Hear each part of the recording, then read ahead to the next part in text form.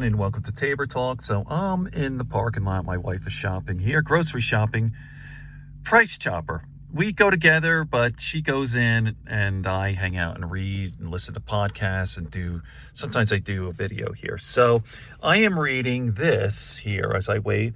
This is Roger Ebert's last book, movie yearbook. No, he did another one in 2013. He died, I believe, in 2014. Sadly, I have all or most of Ebert's books. He has like a dozen yearbooks, and then he's got a bunch of other stuff. Go on Amazon, they're great. I loved Roger Ebert. His writing was first rate.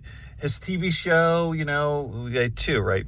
The first one was Siskel and Ebert, and then he did Roper, right? Ebert and Roper, and then he had a column there for Chicago, the paper there in Chicago. I forget the name of the paper. But anyway, amazing writer, amazing guy. I miss him.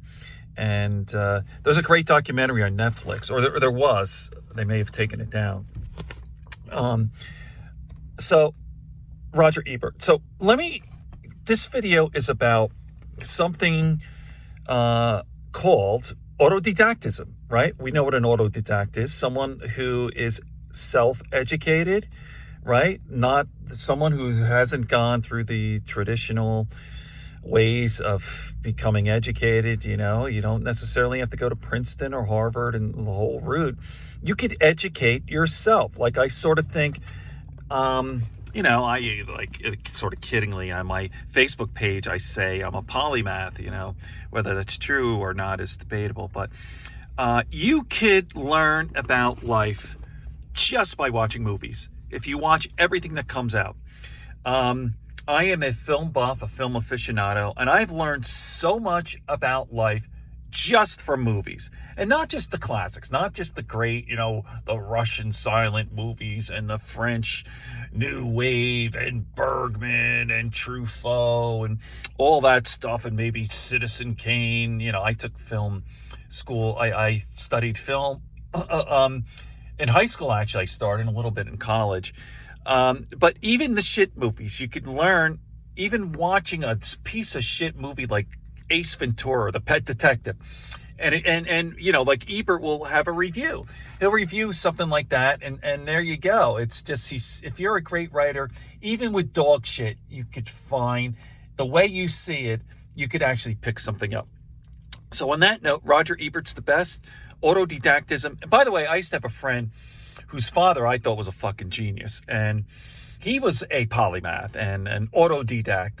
And he had a degree. I have a degree myself, too. I have a bachelor's degree in journalism from not a great school. I went to William Patterson. And most of my education has been from just reading books. Reading books and watching film and all that.